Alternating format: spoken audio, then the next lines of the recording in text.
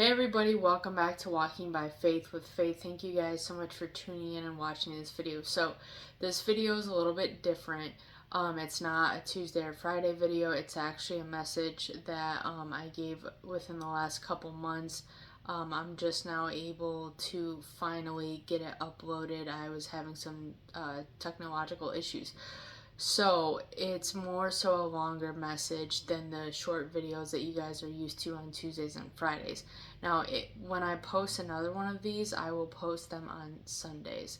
So, and if I turn to the right, that's just me looking at my computer at my notes, okay?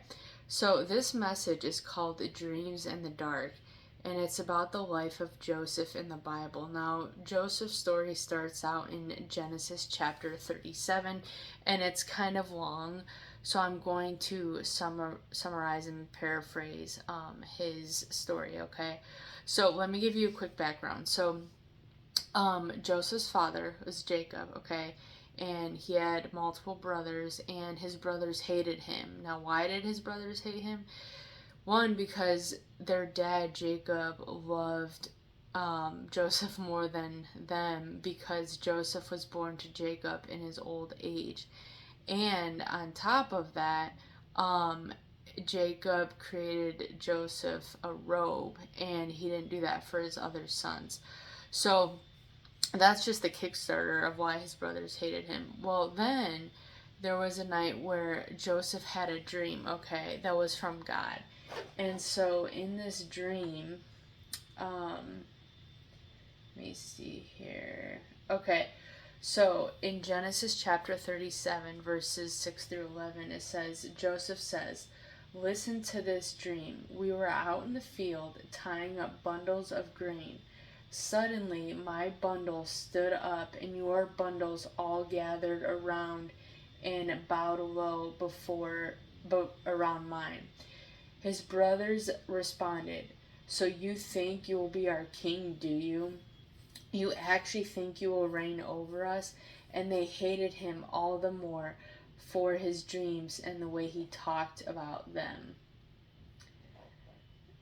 Then Joseph has another dream. Okay, I'm going to read this one to you. And he told his brothers about it.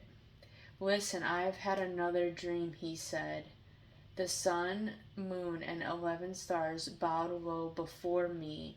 This time he told his dream to his father as well as to his brothers, but his father scolded him. "What kind of dream is that?" he asked. "Will your mother and I and your brothers come and bow to the ground before you?" But while his brothers were jealous of Joseph, his father wondered what the dream meant. So the title of this message is called Dreams in the Dark. So if we look at what the word dream means, and of course, I just went to Google and looked it up. It's because I don't have, an old-fashioned dictionary anymore. It says that the word dream means a series of thoughts, images, and sensations occurring in a person's mind during sleep. A dream can also be an inspiration that you have to do something. So the first point is that God can speak to us through our dreams. There's actually been many dreams I didn't realize at the time, but God was showing me glimpses of the future. In Christianity, we call that a prophetic dream. And his brothers hated him even more, and I'm sitting here thinking, why would you tell your brothers the dreams you had? They already hate you enough. And they were so mad at him that the Bible says that they didn't even say a kind word to him. So imagine, growing up in a household where you're hated by your siblings.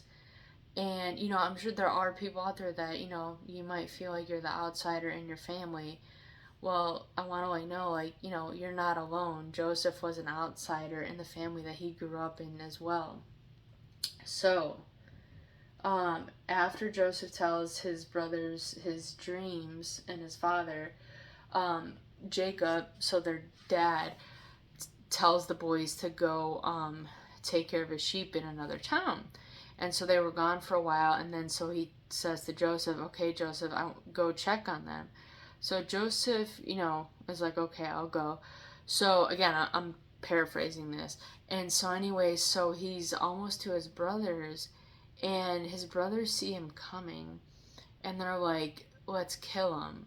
And he was wearing his robe, and so one of the brothers said, we can, rip his robe off, which they did, and then we can kill him, and then say that an animal, like put blood on it, say that an animal, got to Joseph and killed him, which was obviously a lie. So what they ended up doing is one of the other brothers, believe,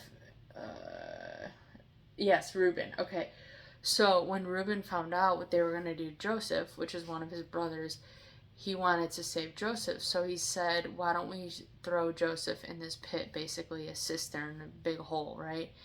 And not kill him. Well, then there was this group of people coming by, the Ishmaelites, and what they ended up doing is they ended up selling Joseph into slavery. So they sell Joseph into slavery, which was not for that much money. And then the Ishmaelites took him, and then he got sold again into slavery, but this time he gets sold to Potiphar. Now, Potiphar was a guard for Pharaoh. So, just check my notes here. Okay. So then the Ishmaelites, then the Ishmaelites turned around and sold Joseph to Potiphar, who was the king's official in charge of the palace guard. So Joseph lived in Potiphar's house, and Potiphar was Joseph's owner, okay, his slave owner. So Ephesians chapter 39 verse 3 says, soon Potiphar realized that the Lord was helping Joseph to be successful, and made him his personal assistant, putting him in charge of his house and all of his property. So even though Joseph was sold into slavery not once but twice, Potiphar realized the favor that was on Joseph from God and his life. So then Joseph became in charge of everything in Potiphar's house, okay? So Joseph, even though he's sold into slavery, he's still obeying God and following what he's supposed to do. Then what ends up happening is Potiphar's wife keeps on getting Joseph to try to sleep with her, right? And we know what that means. And Joseph, is a man of God and keeps telling her no. And so the one day what ends up happening is he went to go, do his job and take care of things at Potiphar's house. Well, Potiphar's wife grabbed Joseph, and when she grabbed him, he ran away. So when he stepped away, she pulled his robe that he was wearing, and she kept it. So he didn't have anything on. And so what did she do? She lied on him. So when Potiphar, her husband, gets home later that day, she tells him, oh, he tried to attack me, this man that you brought here, all this stuff, right? So lied on him. So, of course, Potiphar believes his wife, and what does he do to Joseph? He throws Joseph into prison. So Joseph, by the way, when he had this dream, the dreams that God gave him, he was 17 years old. And so Joseph gets thrown into prison. Well, then the warden sees the favor that's on Joseph's life from God, and Joseph gets put in charge of everything in the prison. So even though he's in prison, again, he still gets put in charge of all the prisoners. And so what ends up happening is Pharaoh's chief baker and cupbearer end up getting in trouble. I guess, they make Pharaoh mad. And so he throws them into prison. So his cupbearer and his chief baker.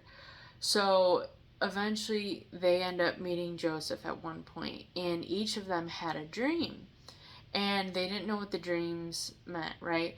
So the cupbearer tells Joseph his dream, and so Joseph interprets the dream, and it was the correct interpretation because God gave him the interpretation. So not only can God speak to us through our dreams and show us things to come, for example, John 16:13 says, when the Spirit of truth comes, which is the Holy Spirit, when he comes, he will lead us and guide us into all truth. He will not speak on his own, but he will tell us what he has heard from the Father. So God gave Joseph the interpretation of the dream. And so for the cupbearer, Joseph told him, like, in 3 days, you're going to be put back into your position that you were in, and Pharaoh isn't going to be mad at you. So when the baker heard that, he decided to tell Joseph his dream, right? Thinking, I'm going to get a good interpretation too, everything's going to be fine. Well, that wasn't the case for him. He told him that his dream meant 3 days from now, like, basically you're going to be impaled and you're going to die. And that's exactly what happened. So then some more time goes by, a couple years, and Joseph asked the cupbearer before he went back to his position, he said, please don't forget me, remember me. Guess what happens? He forgets about Joseph for 2 years, until the one night. Now Pharaoh has a dream. Pharaoh, is ruler of the land over all the area, and he has this dream, and he gets all the magicians, everybody he can, to tell him what the dream means, and none of them can tell him. Guess what? All of a sudden the cupbearer remembers, hey, there was this guy in prison when you got mad at me and sent me to prison, and his name is Joseph, and I had a dream and he interpreted it and it was exactly right. So then Pharaoh sends to get Joseph, right? Okay, so then Joseph comes, Pharaoh tells him the dream, and God gives him the interpretation. And again, I'm paraphrasing here. Please just, go back in the Bible and double check. But he basically tells him that God is saying there's going to be 7 years of abundance and there's going to be 7 years of famine. And we're supposed to, stock up when we have the abundance for when the famine comes. And so what ends up happening is now Pharaoh puts Joseph in charge of all of the land. He is basically now second in command. And so they have the 7 years of the abundance, and then all of a sudden, eventually the famine comes. And 7 years, that's a long time. And so what ends up happening is Joseph's family, the family he grew up in, they need food. Now Jacob thinks that Joseph is dead because his brothers, went back and said, he's gone. And obviously Jacob mourned, right, for the death of his son. So Jacob tells his sons, okay, I want you to go and to this land and get food for us. And so they do, and they didn't recognize Joseph, okay, because it had been a long time. I believe that Joseph was in prison and with the slavery for 13 years. Okay. Just bear with me for 1 minute. I need to find my spot again. Okay.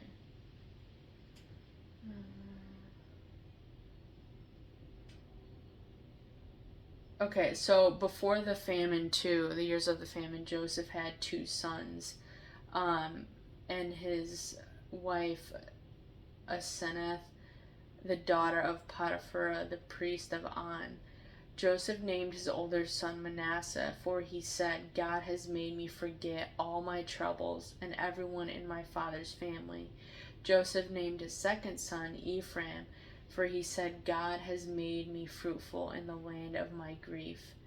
So here's another point. God can take the pain that we've been through and that we felt, and he can restore us from that pain. That to the point that we don't even remember what we went through, or we don't look like what we've been through. Alright. So, now we're picking up in Genesis chapter 42, verse 6. Since Joseph was governor, so he went from slavery to more slavery to not to prison, and now he's the governor of all of Egypt and in charge of selling grain to all the people. It was to him that his brothers came. When they arrived, they bowed before him with their faces to the ground. Then Joseph remembered the dream he had years ago about his brothers. So, this is a big point. God can show you stuff, whether it's in a dream or a vision, or he audibly tells you, hey, this is going to happen in your life. But here's the thing. So many times, I'll say rarely is it instantaneous. A lot of times we have to wait, and there's a process to the promise. But I just read that when his brothers came, Joseph remembered the dream that God gave him. So oftentimes when God gives us a dream, we go through a lot of stuff and we're like, God, this does not look like what you promised me or what you told me was going to happen. It was 13 years later from when Joseph had that dream that it came to pass. So, is it easy? No, but don't get discouraged by time, okay? Because God is faithful. His word does not return void. Another way to say that is his word does not return empty to us. He will fulfill what he's promised you. We also need to be, obedient to the steps that he gives us. So, in Genesis chapter 43, verses 3 through 5, says, I am Joseph, he said to his brothers. Is my father still alive? Because it's been a long time since he's been home. But his brothers were speechless. They were stunned to realize that Joseph was standing in front of them. Please come closer, he said to them. So they came closer, and he said again, I am Joseph, your brother, whom you sold into slavery in Egypt. But don't be upset and don't be angry with yourselves for selling me to this place. It was God who sent me here ahead of you to preserve your lives. I just got chills, no joke. So he literally tells his brothers, like, I'm not mad at you for selling me into slavery, because this is part of God's plan so that God used me to help preserve your lives. They laughed at him. Earlier in Genesis chapter 37, they mock him. They're like, oh, here comes the dreamer, and that's hard to swallow. But the fact that Joseph, forgave, and he's like, look, don't be upset or mad at yourselves that you did this to me. That is huge. That takes a lot of maturity in Christ to say that. Okay. And see, God, kept on giving Joseph glimpses, even though it wasn't necessarily exactly the dream that he had at the beginning. God, even though it hadn't come to pass yet, the dream that God showed him, he kept on giving him glimpses of that dream, because even though he was in slavery and then he was in prison, God kept on putting him over everything, in charge of wherever he was at. And what is also important is that God's favor was on him, and other people saw that. And so because of God's favor, Joseph was put in higher positions. So I want you to know that whatever dreams that God has given to you, that they will come to pass. Keep being faithful, keep believing, and keep reminding yourself of the dreams that God has given to you. Whether, if you make a vision board, you put up pictures, you put up words, you put up Bible verses, whatever it takes, you need to keep the vision in front of you, okay, to remind you of what God promised you, because that's going to be encouragement in the waiting. So I hope this message encourages you guys. I want you guys to keep activating your faith and trust in God. And I hope you guys have a great week, and I'll see you soon.